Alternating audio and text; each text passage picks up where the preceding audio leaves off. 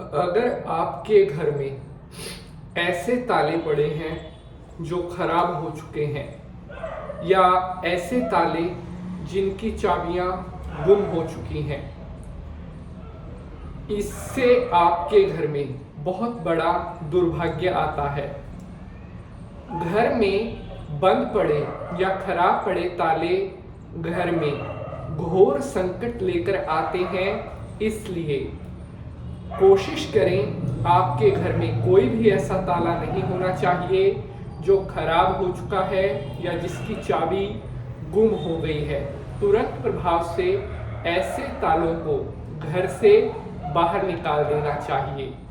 इसी तरह अब मैं आपको कुछ और ऐसी चीजें बताने वाला हूं जो आपके घर में गरीबी लेकर आती हैं और आपको पता भी नहीं होता है कि ऐसी चीजें आपके घर में पड़ी हैं जो आपके घर में संकट परेशानियां लेकर आती रहती हैं। इन्हीं में से दूसरी चीज है, अगर आपके घर में कबाड़ पड़ा हुआ है और वो भी खासकर लोहा, ऐसा लोहे का सामान जो ना तो किसी यूज में आने वाला है और ना ही आप उसको फ्यूचर में किसी तरह से भी उसका कुछ करोगे। अगर आपके घर में अनावश्यक रूप से लोहे का खराब सामान पड़ा रहता है, जैसे कईयों के घर में देखा जाता है लोहे के पलंग पड़े हैं, लोहे के फोल्डिंग पड़े हैं, उनको कई साल से ऐसे ही पड़े हैं, ऐसे लोहे का सामान भी घर में बहुत ज्यादा भयानक संकट लेकर आता है। और आपको पता है कि लोहा जो है वो शनि की धातु माना जाता है। अगर किसी भी घर में अनावश्यक रूप से लोहा पड़ा रहता है तो उस घर के ऊपर शनि देवता का क्रोध बन जाता है। उस घर के ऊपर शनि देवता अपनी बुरी दृष्टि डालना शुरू कर देते हैं। तो अगर ऐसा कोई लोहे का अनवांटेड सामान आपके घर में भी पड़ा है, तुरंत प्रभाव से उसे अपने घर से बाहर कर दीजिए। प्यारे बंधुजनों, अक्सर बहुत से भक्त हमसे कमेंट करके पूछते हैं कि गुरुजी हमारे घर में बरकत नहीं होती, मतलब पैसा आता तो बहुत है लेकिन पैसा टिकता नहीं है। साथियों, अगर आपके घर में पैसा नहीं टिक रहा है तो उसकी वजह है आप अपने घर में कुछ ना कुछ ऐसे काम कर रहे हैं, कुछ ना कुछ आपके घर में ऐसी गलत चीजें हो रही हैं या कुछ ना कुछ आपके घर में कोई ऐसी नेगेटिविटी बन रही है जो आपके घर में कभी भी पैसे को जमा नहीं होने देती, पैसे की सेविंग्स नहीं होने देती।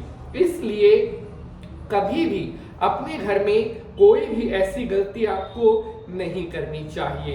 अब आगे मैं आपको बताऊंगा कुछ और ऐसी बातें जो मैं दावे के साथ कह सकता हूं YouTube पर पहले कभी किसी ने भी आपको नहीं बताई होंगी। अब मैं आपको और कुछ ऐसी चीजें बताने वाला हूं जो अगर आपके घर में पड़ी रहती हैं तो आपके घर में गरीबी आने से कोई भी नहीं रोक सकता। तो अगली चीज है, अगर आपके घर में कुछ ऐसी देवी देवताओं की फोटोएं रखी हुई हैं जो खंडित हो चुकी हैं, कुछ ऐसे देवी देवताओं के कैलेंडर रखे हैं जो फट गए हैं, या देवी देवताओं की कुछ ऐसी मूर्तियां रखी गई हैं जो खंडित हो चुकी हैं या वो किसी तरह से खराब हो रही हैं, तो ऐसी कोई भी पूजा पाठ की सामग्री जो खंडित हो रही है उसे कभी भी घर में नहीं रखना चाहिए। इनको तुरंत प्रभाव से जल प्रवाहित कर देना चाहिए, अर्थात बहते हुए जल में इन मूर्तियों को या जो फोटोएं हैं उनको बहा देना चाहिए। प्यारे बंधुजनों, अगर आपको आज का यह एपिसोड, इसमें दी जा रही जानकारी नॉलेजेबल लगेगी, इंपॉर्टेंट आपको लगेगी, तो आपने इसे आगे शेयर जरूर करना है ताकि महत्वपूर्ण जानकारी अन्य भक्तों तक भी पहुंच सके।